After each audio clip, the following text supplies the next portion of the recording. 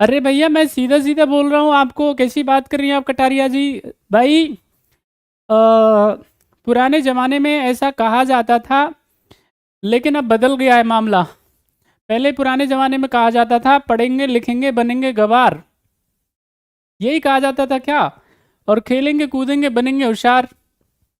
तो आज की डेट में आप देखो, यहाँ पे जो पढ़ने लिखने वाले बच्चे हैं उनको नौकरी नहीं मिलती है, है ना? वैकेंसी नहीं निकल के आती है, सरकार वैकेंसी नहीं निकालती है ना? सब के सब भटकते रहते हैं।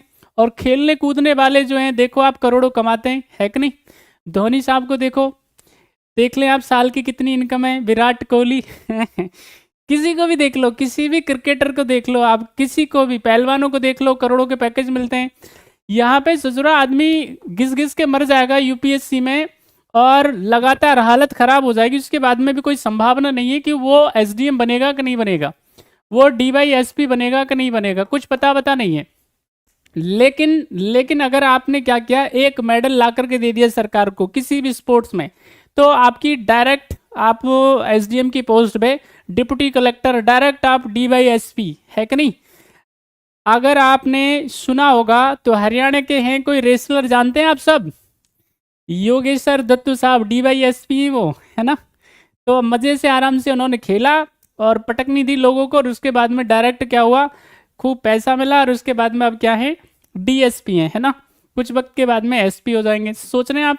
इधर आप देखेंगे पीवी सिंधु, दुनिया भर के, आप, मैं बता सकता हूँ आपको, वो सब क्या है, वो खेल कूद करके ही क्या हुआ है उनको, ये तमाम तरह की क्या मिली हुई हैं, नौकरियां मिली हुई हैं। अब देख लो आप, पढ़ लो बेटा या खेल कूद कर लो, क्या करना है बताओ, पढ़ाई करके या फिर खेल के, कैसे नौकरी चाहिए? कौन बताएगा, बताओ जल्दी से, कैसे नौकरी चाहिए? पढ़ाई लिखाई करके के खेल कूद के? तो अब आप देख लो, पढ़ेंगे लिखेंगे बनेंगे गवार, और खेलेंगे कूदेंगे बनेंगे होशियार, या इसका अपोजिट करना है। इसका मतलब कोई भी बात लागू नहीं हो रही है। बात समझ रहे हैं? वक्त के साथ में चीज़ें क्या होती हैं, ऑटोमेटिक बदल जाती हैं। तो ये कहावतें हैं, अब पता नहीं तुमको, तुमने सुनी है नहीं सुनी है, हमको तो बहुत ऐसे सुनाया गया है। खैर, चलो, पढ़ाई करके, हाँ तो पढ़ाई, इतनी पढ़ाई से काम नहीं चलेगा, ज़्यादा मेहनत करनी पड़ेगी, ओके? इतनी पढ़ाई से काम नहीं चलने पड़ेगा, एकदम हार्डकोर मेहनत करनी पड़ेगी, जैसे कि वो पहलवान करते हैं सारे।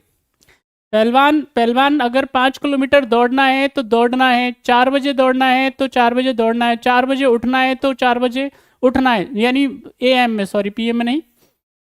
5 किलोमीटर अगर क्या करना है उनको, दौड़ना है, तो अगर 4 बजे उठना है तो उठना है। समझ में आ रही है आपको? तो इस तरह का स्ट्रिक्ट आपको क्या करना पड़ेगा, जो है रूल फॉलो करना पड़ेगा, ब्रह्मचर्य का पालन करना पड़ेगा, है ना? पुरुषार्थ का पालन करना पड़ेगा आपको, और पॉजिटिव रहना पड़ेगा, डाइट मेंटेन करनी पड़ेगी। तो इतना आसान थोड़ा ना होता है ना? करोड़ों लोगों में वो बनते हैं, एक कोई अधिकारी बनता है, ऐसा नहीं है। अधिकारी जो है आप देखेंगे कि 10 लाख के आसपास, 12 लाख, 10 और 12 लाख के आसपास लोग यूपीएससी में क्या करते हैं, फॉर्म भरते हैं, और उसमें से देखो आप, 1,000 के आसपास क्या होती हैं, वैकेंसियाँ होती हैं, समझ रहे कि नहीं? और उसमें से भी आप देखेंगे कि ज़्यादातर जो है वो एग्जामिनेशन ही नहीं देने जाते, लगभग 5 से लेकर के 6 लाख के बीच में क्या देते हैं लोग, एग्जामिनेशन देते हैं। उसमें से भी जो पीटी पास करने वाले लोग होते हैं उनकी संख्या लगभग लगभग मान के चलिए आप 15,000 16,000 के आसपास, ठीक है कि नहीं, इतनी होती है। और उसमें से भी सिलेक्शन कितने का हो रहा है, यहाँ पे 950 हज़ार के आसपास का हो रहा है। अब आप देख लो, लेकिन वो जितने भी क्रिकेटर्स की बात करेंगे हम लोग, रेसलर्स की बात करेंगे, तो वो तो क्या है भाई, लाखों में करोड़ों में है। क्यों है? क्योंकि उनकी दिनचर्या बहुत मजबूत होती है, खाने पीने पे कंट्रोल होता है, आदतों पे कंट्रोल होता है, हर बात पे क्या है, वो कंप्लीट जो है नियमित जीवन जीने का काम करते हैं, रेगुलेटेड लाइफ जीते हैं। तो आपकी भी ड्यूटी ये है, अगर आपको भी चाहिए तो इसके लिए कठोर परिश्रम परिश्रम करना पड़ेगा, प्रयास करना पड़ेगा। समझ रहे हैं कि नहीं? ऐसे ही नहीं है, इतना आसान नहीं है, इसलिए उनके सिलेक्शंस होते हैं, ओके? चलिए हम बढ़ते हैं आगे, क्या कह रहे हैं भाई साहब? हाँ, निखिल जी कह रहे हैं दोनों में मेहनत लगती है, और तुमसे बेटा दोनों नहीं होती हैं। शाबाश, दोनों में मेहनत लगती है और तुमसे दोनों नहीं होता है, नाइस। चलो ज्ञान नहीं देना है, पढ़ना है, ठीक है कि नहीं? चलो आंसर करो फटाफट से। एक निश्चित तापमान पे वायु का दाब खाली जगह के अनुपात में होता है। आंसर करिए जल्दी से। The air pressure at a certain temperature is proportional to what? बताएं, दूरी, घनत्व, आयतन और वेग। सभी आंसर करो जल्दी से, सारे बच्चे जल्दी आंसर करो।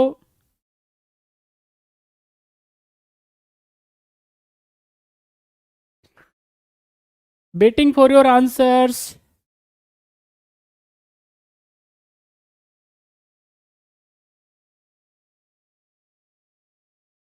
आंसर करिए जल्दी से, क्या है सही जवाब?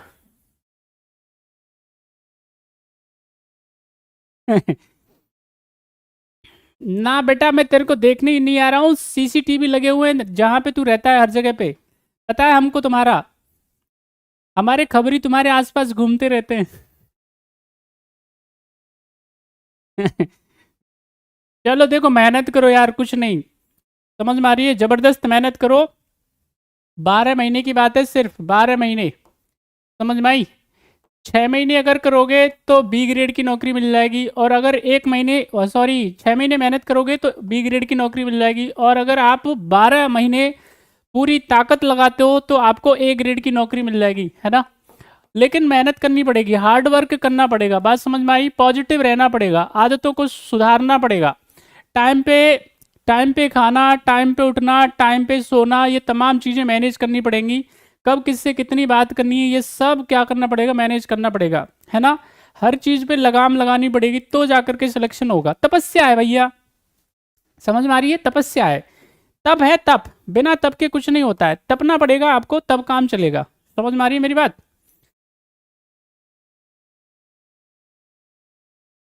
तप है भैया, तप, बिना तप के काम नहीं चलेगा।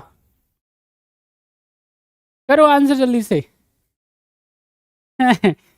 तो राइट आंसर इसका क्या है? देखिए, किसी निश्चित तापमान पर अगर कोई हमारे पास में क्या है, टेम्परेचर की बात करेंगे हम लोग, तो अगर वो टेम्परेचर कैसा है, सर्टेन है, कांस्टेंट है। समझ में आ रही है?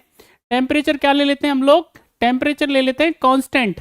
यहाँ पे पूछ रहा है वो एक निश्चित तापमान पे वायु का दाब यानी प्रेशर ऑफ एयर वो किसके बराबर होता है? तो यहाँ पे बताइए, दूरी के, आयतन के, वेग के, या घनत्व के? तो उसका सही आंसर क्या है? डेंसिटी। घनत्व के क्या होता है? आनुपातिक होता है। बात समझ में आ रही है? यहाँ पे ये एयर प्रेशर मान लीजिए, और ये प्रोपोर्शनल किसके पास हो जाएगा? यानी ये डेंसिटी के बराबर हो जाएगा। तो ये इस तरह से आपको याद रखना है ना? चलिए अब देखिए, ये जनरल साइंस है, अदरवाइज हम इसका पूरा का पूरा आपको कैलकुलेशन करके बता देंगे। खैर, अगले सवाल की तरफ चलते हैं। क्वेश्चन आपकी स्क्रीन पे, क्वेश्चन नंबर 4। करिए जल्दी, आंसर करो भाई। तापमान के कारण पदार्थों में होने वाले प्रसरण के संबंध में कौन सा स्टेटमेंट सही नहीं है? जल्दी बताएं। इन रिगार्ड ऑफ टेम्परेचर, कौन सा इसमें से सही नहीं है? जल्दी जल्दी बताएं।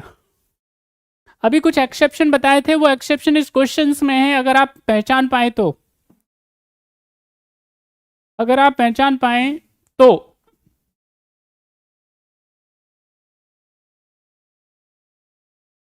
सवाल है आपकी स्क्रीन पे, जरा बताओ।